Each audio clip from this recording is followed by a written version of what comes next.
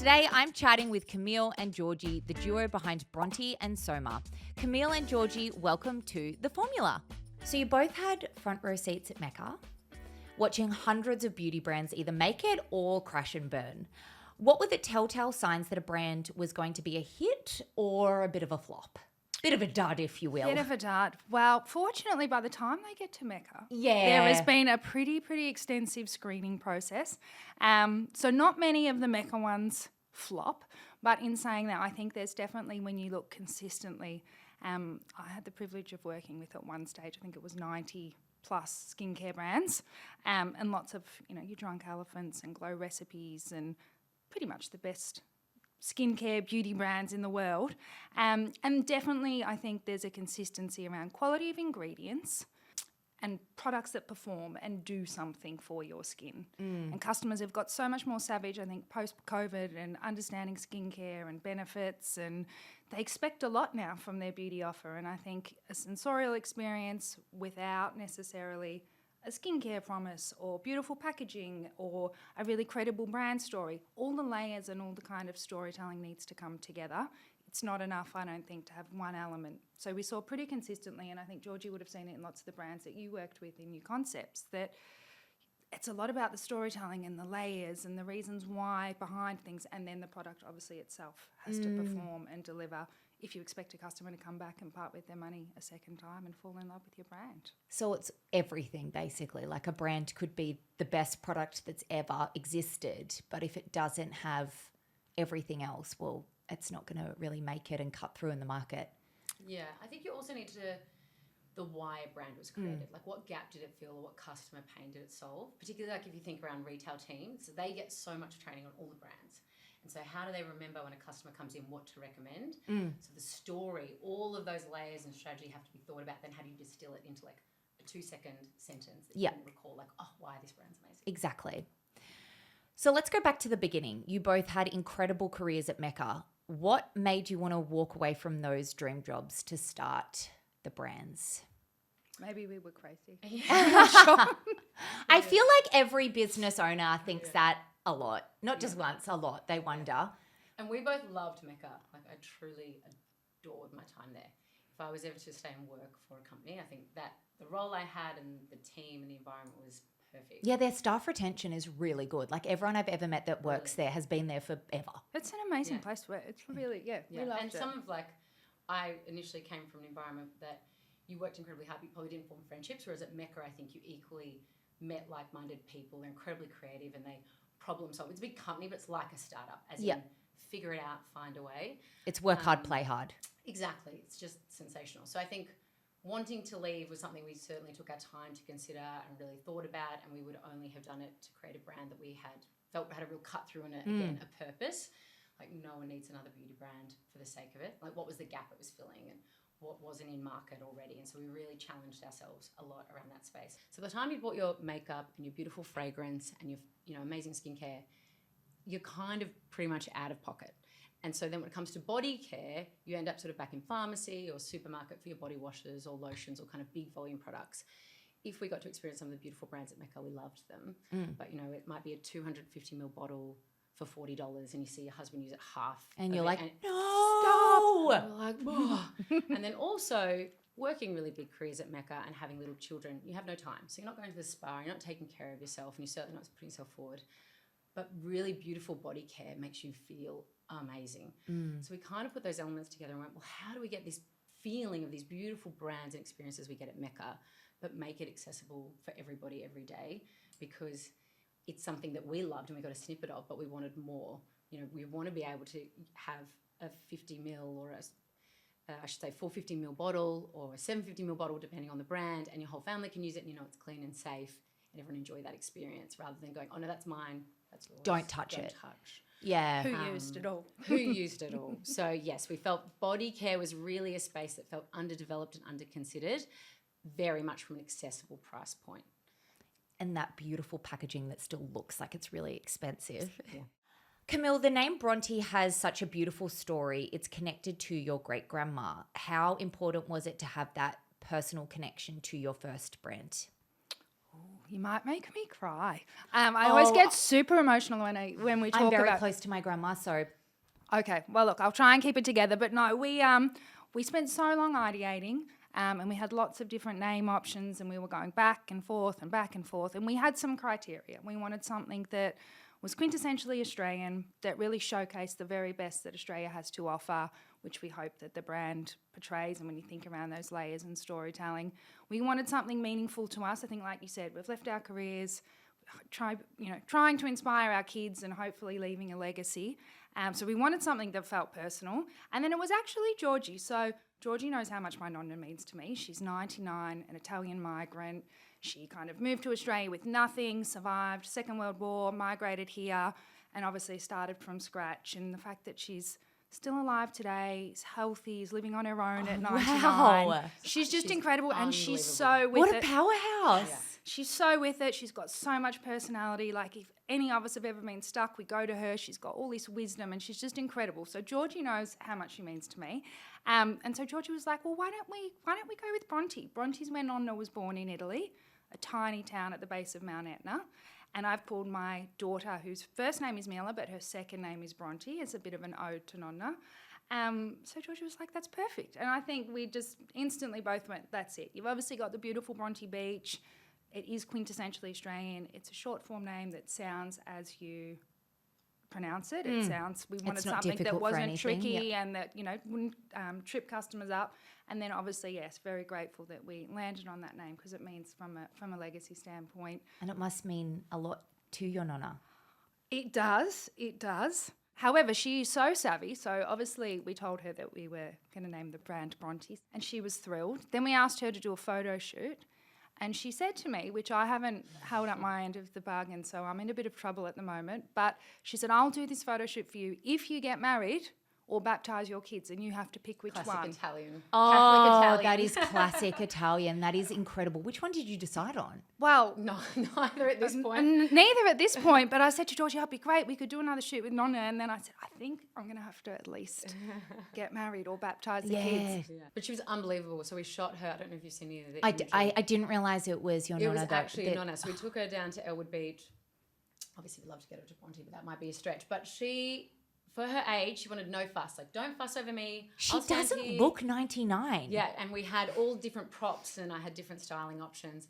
It was so funny. We had all different coloured glasses, but there was this massive pair of white Pradas. Yep. And obviously being Italian, she was like, the Prada, like just, and she wouldn't take them off. Loved them. And so the whole day we're like, okay, we'll just leave you in there. Leave you in those. And we're like, the day that we You fabulous we queen sell you are. Bronte, we're going to go back and buy her the glasses. I think, yeah, she was unbelievable. Oh, Just that makes is- for such, and all our imagery in Bronte, we want it to feel nostalgic. The brand's designed for millennials, whether it's a shot of, elderly gentleman at the beach, or really fresh waves, or Nonna, that you look at our branding and imagery and feel like it's got a connection to you and your childhood or something you enjoyed that you grew up with. So having her was super special. That is so special. I might need to get married. Yeah. Yeah, do it for her. I unfortunately waited till dementia hit in to have the baby that mine was so desperate for me to have, but she was also desperate for me to get married, and I did that while she was still of sound mind. So I'm like really happy. I don't know. about that. I feel bad. Oh my We God, might no, need I to should have. She knows. We might need to do a rush wedding at the registry, but Yeah. Mine was actually similar. We did 3 years of IVF and tried incredibly hard to have a baby. And then my Nana was very much toward the end of her life and sort of was in and out of consciousness. But I told her when I was I got my first positive test at 6 weeks, and I hadn't told my family. I was waiting for Christmas. And it was like she just had this amazing moment that she was totally lucid and she just understood it and knew it. And then Oh my God, now I'm going. Yeah. And so no more Nonna talk. she didn't tell my mum, and then just before Christmas she was like, how's Georgie feeling? And my mum was like, so what are you talking about? And she again kind of came back to and didn't say anymore. And then I had my son and she passed away 2 weeks later. Oh my God. So did she get to meet him? No, she was in a different state, but I got to, again, she was so in and out of consciousness, but she came to in the conversation when I got to say I've had him and he's here. So So she knew. Oh my God, that is so special. Do you know how nice it is to chat to people that love their grandmas as much as All me? with myself. Like we're all just like, oh, our grandmas. How lucky though to have had them. strong women in your life, and that's what we wanted in the brand. There's so many brands now that are designed for Gen Zs, and they're pastels and they're bright. And with Bronte, we just wanted something that really spoke to millennials and felt authentic and real and beautiful, and that you get to tell all of these stories and have a real moment. That because I think millennials so often, we've gone through careers and had children. We're at a point now that we're like, whoa. Like who are we and what are we doing? And the world has changed so much. So much. And having those moments where you have something that connect on a childhood or a memory of a grandma, you're like, oh, that's right, it was phone free and yeah. So after the success of Bronte, you launched Soma, and what made you think we need another brand? Was it always the plan to have the two? Oh, it definitely wasn't the plan to have two, but equally I think from a strategy standpoint, where we'd landed with Bronte, we put, I think being our first brand, it was such a labour of love, and we put so much time and energy into all of the details and all of these layers and storytelling and ingredients and packaging. And it got more premium than I think we anticipated in terms of the quality of componentry, the ingredients, the active skincare. I think coming from Mecca and being in that skincare role, I got a little bit personally kind of fixated on products that do what they say they're going to do.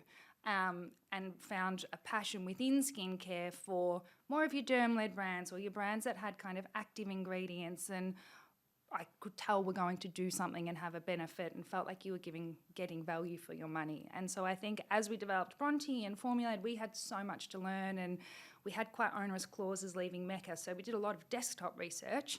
And then by the time we got out into the market and were able to talk to manufacturers and chemists and start the actual development, we thought about it so much and wanted to develop this beautiful brand, but it also meant that it probably wasn't as accessibly priced as we had anticipated it would be. We're still very passionate about accessible pricing. It's not Mecca not prices. Exactly. It's definitely not Mecca prices, but we actually then still felt like, hang on a second, we've definitely solved for a gap, and we're giving a beautiful, efficacious product at a reasonable price, but it's still left this space for grocery. And I think Georgie articulates it the best, but just this wanting more from the grocery offer.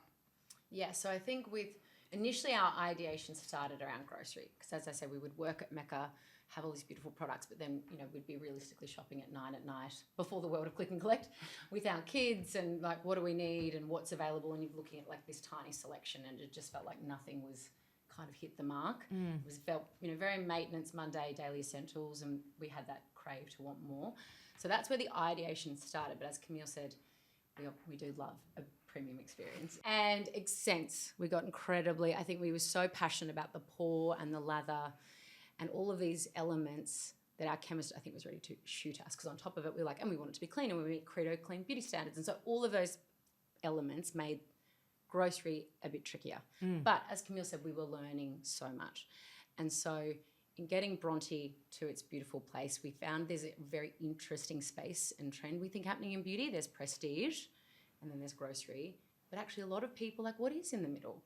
What if I want more, but I can't quite get to there? Like, what does that look like? And so there's interesting offers from a retail perspective, like Atomica and obviously Adore. It's a game changer, Atomica. I went to the Melbourne store and I was like, this is everything that is missing in the market, like in a store, retail. And great brands like The Ordinary, and then you've got like La Roche, but then you've got, interesting Australian founded brands. And so we were like, actually, it makes a lot of sense if we want Bronte to be accessible.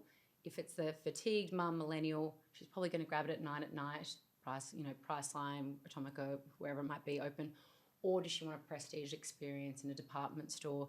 And so we're like, actually, there's this interesting landscape for Bronte, but there was still a gap in grocery. And so when the opportunity came to co-create with Woolworths, we certainly didn't have the capacity. We didn't have a team, but we couldn't say no. Like, we were like, oh, we definitely feel passionate. We've certainly thought about this space. We've done all the strategic thinking. The customers there. We know the customers there, but how do we do a version that commercially can work? Yeah. And so once we kind of had unlocked that piece, which obviously volume helps, it meant that we just sort of ran it both as quickly as we could. So year one, obviously we have Soma and Woolworths, and by the end of the year, Bronte will have found its home in a few retailers. Oh, that's so exciting. It's just a product of not being able to say no. Yeah. Bronte is positioned as bringing skincare level actives to body care. while Soma focuses on that luxury fragrance experience at supermarket prices. So how do you differentiate between your two brands without cannibalizing each other? Yeah, I think it comes back to exactly that. There's different trends in market and different customers that have different kind of likes, demands, wants, expectations. And I think both, fortunately for us, skincare and skinification. So skinification tends to mean, taking skincare ingredients and applying them to other categories and other products that they weren't necessarily in before. So if you think about hair care, there's been this skinification of hair care, scalp care, people taking skincare actives and putting them in hair care now. And it's not dissimilar to body, people expecting more from their products. But then equally, there's this trend around fragrance. And fragrance is having such a moment. And I think fragrance at all levels, people buying into super prestige offers and wanting to spend or being comfortable enough to spend the $540 for their Baccarat and, savouring this moment and saving up and buying into luxury perfumes. But that trend has flown all the way through now into supermarkets where people saying, hey, I actually really love a fragranced experience and fragrance isn't taboo. And if you work really hard to make clean fragrances that don't have phthalates in them and nitromusts, and if you can kind of clean up the process, which I think fragrance had come under a little bit of scrutiny for a time there around what was in fragrance, and still is in some fragrances, and there's some hormone disruptors and things that if you're not particularly knowledgeable in the space, you might end up picking up. But I think people are a lot more receptive at the moment to fragrance and all sorts of fragrance. And so beautiful fragrances, though. No one wants to go into supermarkets no, and the buy lemon myrtles are done. We said that, or like, the no more cheap eucalyptus. lavender. Whenever Oh, yeah. people tell me that they don't like lavender, I'm like, it's because you've smelt like the budget lavender. We love lavender. When lavender is done well, it's beautiful. watch this space because we would love to do lavender well in Soma. That'll be beautiful. But I think that's the biggest difference. It's Soma is this beautiful fragranced experience. It's accessible, it's easy. It's not promising the world in terms of skincare actives and that it's going to transform your skin. It's super hydrating. It's got some niacinamide in it. It's got aloe. It does have beautiful ingredients. But really the experience is about the packaging, the aesthetic, the elevation of your bathrooms, and then the sensorial experience of the product.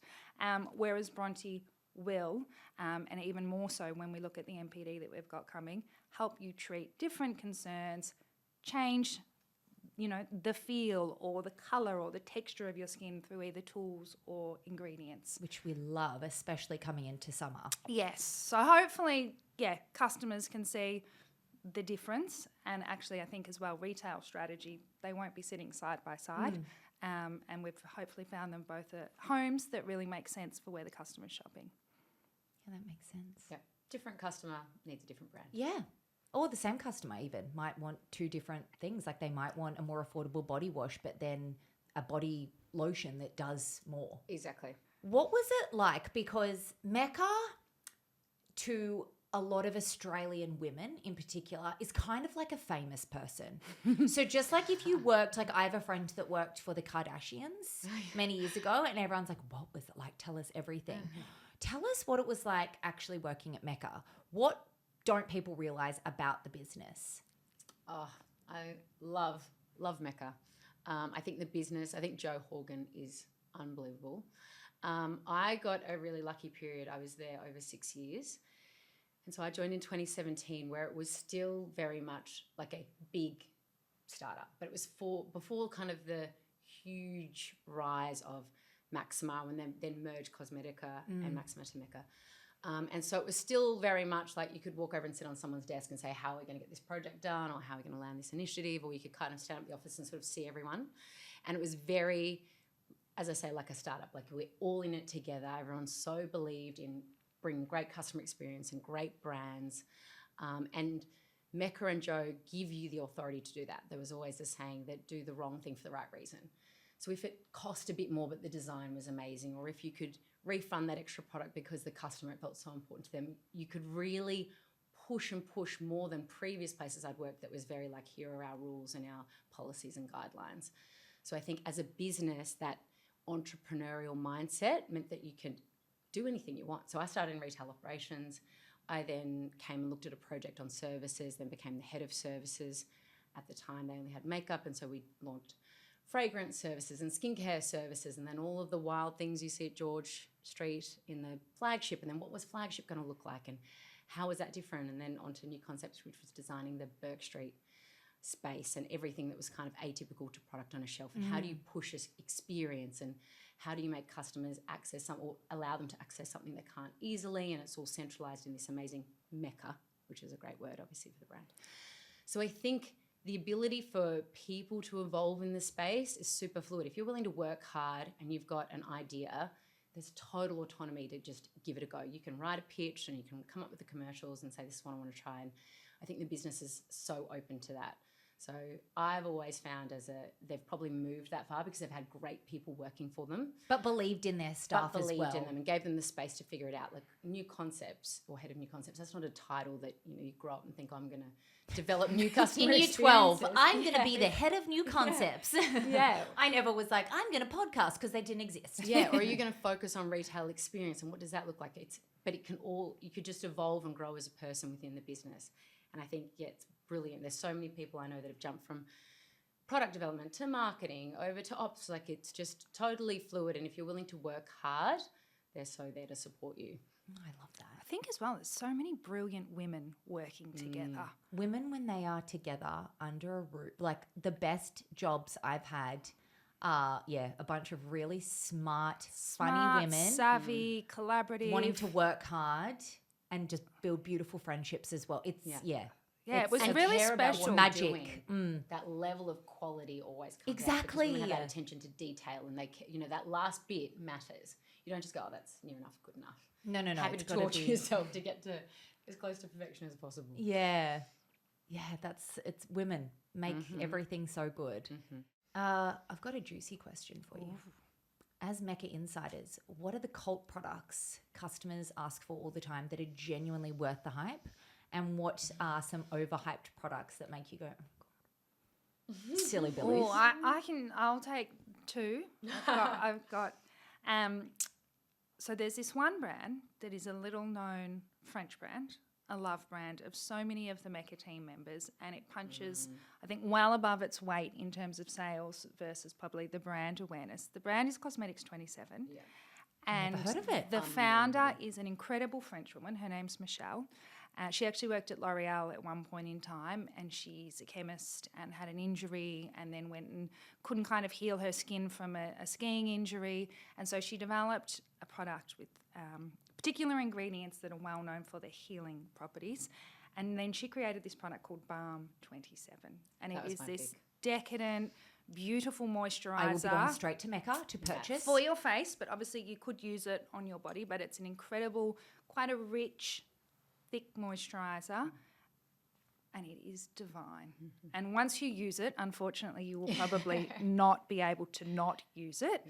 She's since gone on and created, there's a rich cream and an everyday, and the product is incredible. So that is the one that if you haven't bought Balm 27 from Cosmetics 27, you absolutely should. It is worth the money. I think it's about 240, 220 for a moisturiser. It hurts without the staff discount. It hurts greatly. Yeah. And we certainly, as we said, all of our time and energy and funds are going to our businesses. We do not have the cash, but that's the one thing that when you go without it for long enough, you're like, I need it. My partner's 9 years older than me, and partner because I haven't got married yet. But no pressure, Sean. No pressure, Sean. But he used Balm and used it every day, and then. Dear God, what does he think? Well, I know. Well, this is when I had my discount, and then when I finished, I was like, "Well, we're starting a business. You can't have your Balm anymore." And so he stopped, and it was so funny because we had photo in my phone of when he was using his Balm all the time.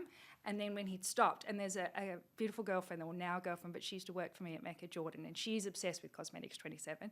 And I sent her the photos. I was like, Sean with Balm, Sean without Balm. And we're like, well, I'm sorry, Sean, you just need to get your Balm back. Yeah, sorry, you're looking old as fuck.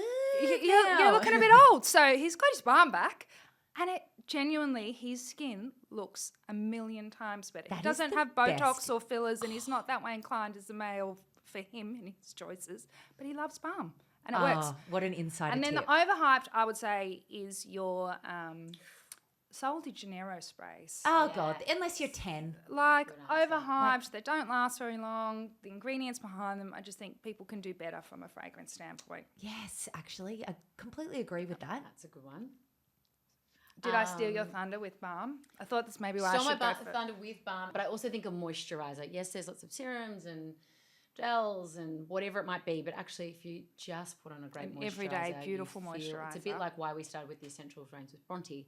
A really great shower and a really great lotion goes a long way to making you feel enormously better. We So need to see these. Like, Sean should be their promo. Yeah, basically. should. Yeah. So my picks, I mean, I love and adore Mecca's fragrance offer.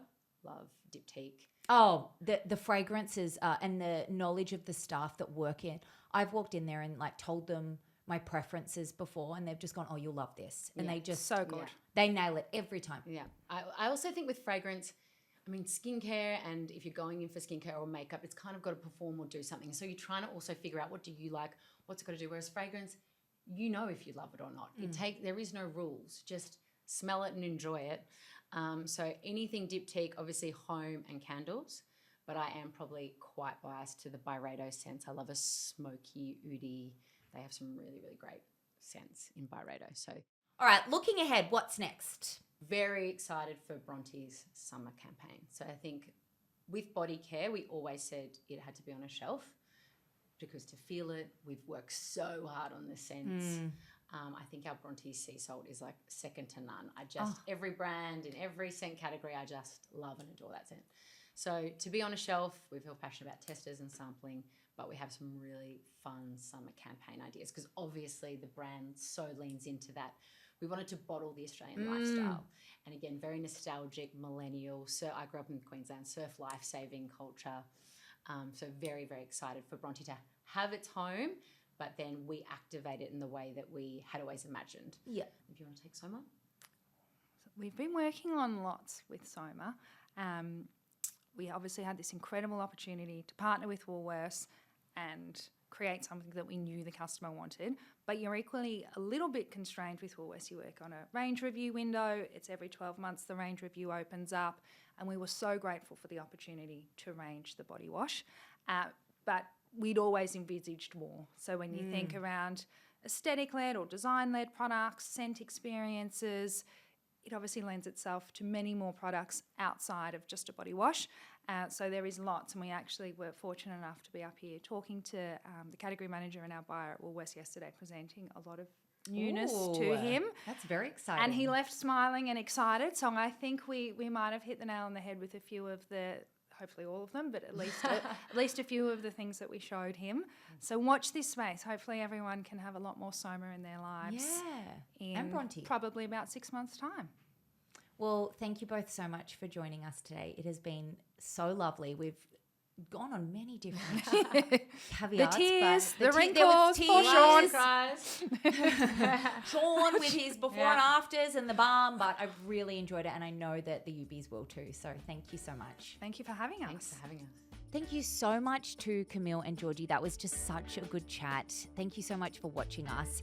If you want to try their products, you can have a look at Bronte online, although it will be coming to stores soon, and Soma can be found at Woolies. We'll see you next week. Bye.